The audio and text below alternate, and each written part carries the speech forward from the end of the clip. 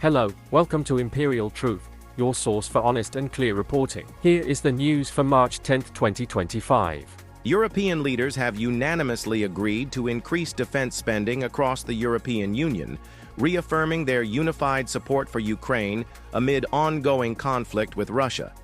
The decision was made during an emergency summit in Brussels, where leaders committed to raising defense budgets by at least 20% within the next 3 years. European Commission President Ursula von der Leyen stated, "We stand firmly with Ukraine and will ensure our defense capabilities are strengthened." The agreement also includes an additional $50 billion aid package for Ukraine, aimed at providing military and humanitarian assistance. Leaders stressed the importance of fortifying Europe's defense infrastructure to deter further Russian aggression. According to the European Council, defense spending in the EU will surpass $300 billion by 2027, marking one of the largest military investments in the bloc's history. In a recent closed-door cabinet meeting, President Donald Trump clarified that cabinet members have full authority over staffing decisions within their respective departments, following tensions involving Elon Musk and DOGE. This directive came after reports of Musk's attempts to influence personnel and policy decisions, leading to disputes with officials such as Secretary of State Marco Rubio and Transportation Secretary Sean Duffy. During the meeting, Trump emphasized that while Musk and DOGE serve in an advisory capacity to identify inefficiencies and recommend improvements, the final decisions on staffing and policy rest with the cabinet secretaries. Musk acknowledged this delineation of responsibilities, expressing his commitment to supporting the administration's goals without overstepping his advisory role. The Department of Education may face closure under proposed federal budget cuts, leaving in doubt the future of student loan repayment for the country. President Trump's administration has suggested transferring key responsibilities of the department to state-level agencies to reduce federal spending. The proposed closure has sparked widespread concern among advocates, as over 43 million Americans currently hold federal student loans totaling more than $1.7 trillion. If the Department of Education were to close, it could significantly impact loan servicing, debt forgiveness programs, and public education funding. Critics argue that this decision would further strain students struggling with mounting debt, particularly those relying on federal assistance. However, proponents of the plan claim it would reduce bureaucracy and promote localized education governance. South Carolina carried out its first execution by firing squad in nearly 5 decades, reigniting debate over capital punishment methods.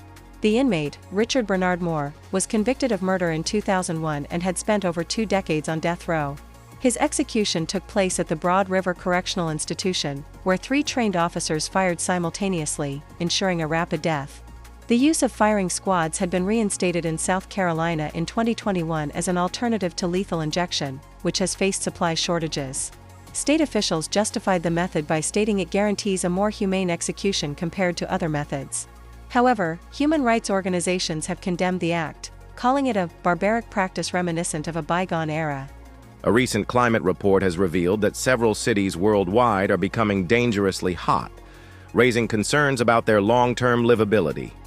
The report highlights cities in Pakistan, Iran, India, and Middle Eastern countries where summer temperatures regularly exceed 50 degrees Celsius or 122 degrees Fahrenheit.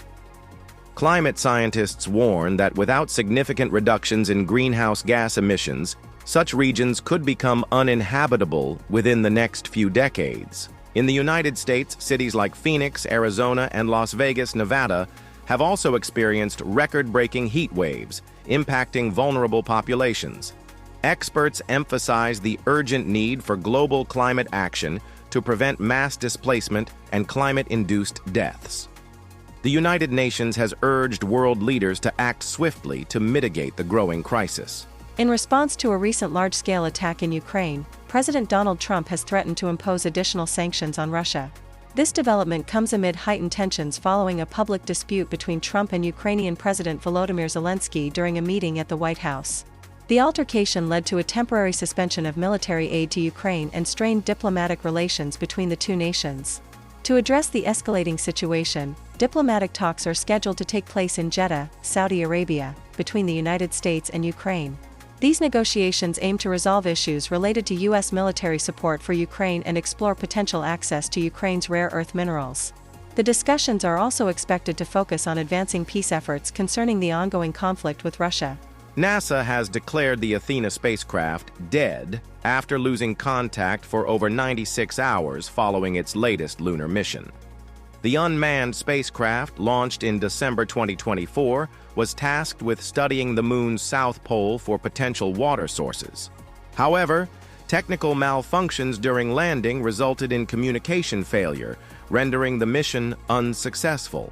NASA officials confirmed that recovery efforts were terminated after repeated attempts to re-establish contact. The Athena mission was part of the Artemis program aimed at advancing lunar research. Despite the setback, NASA remains committed to its goal of establishing a permanent human presence on the moon by 2030. The Social Security Administration has reversed its decision to suspend the Social Security number program for residents of Maine after widespread public outcry. The program, which was temporarily halted in February, affected thousands of residents who were unable to access government services and benefits. Social Security Commissioner Martin O'Malley announced the reversal, stating, "We have heard the voices of Maine residents loud and clear." The initial suspension was intended to allow time for internal audits, but critics argued it disproportionately harmed vulnerable populations. Local lawmakers praised the reversal, emphasizing the importance of maintaining access to essential services. Residents affected by the suspension are now expected to regain full access to their benefits within the next 30 days. The Trump administration has terminated a $400 million federal contract with Columbia University, citing alleged mismanagement of government research funds. The contract, originally intended to support medical and climate research, was revoked after a federal audit revealed financial irregularities. In a statement, Trump's administration claimed the decision would prevent wasteful spending and reallocate funds to more transparent institutions. Columbia University officials have denied any wrongdoing, expressing disappointment over the abrupt contract termination. The university warned that the decision could severely impact ongoing medical research projects. Meanwhile, critics accused the Trump administration of targeting academic institutions critical of the administration's policies. President Trump imposed a 25% tariff on all goods imported from Canada, escalating trade tensions between the two nations. This decision came after a temporary pause in February, during which Canada had agreed to enhance border security measures to curb drug trafficking into the United States. However, the U.S. administration deemed these efforts insufficient, leading to the enforcement of the tariffs on March 4. In retaliation, Canada implemented a 25% tariff on $155 billion worth of U.S. goods, initiating a trade war that has raised concerns about potential economic repercussions for both countries. The imposition of these tariffs has contributed to significant volatility in global financial markets, with major stock indices experiencing notable declines. Thank you for watching. Please like and subscribe. You can also follow us on our other socials, links in the description box below. Thank you again.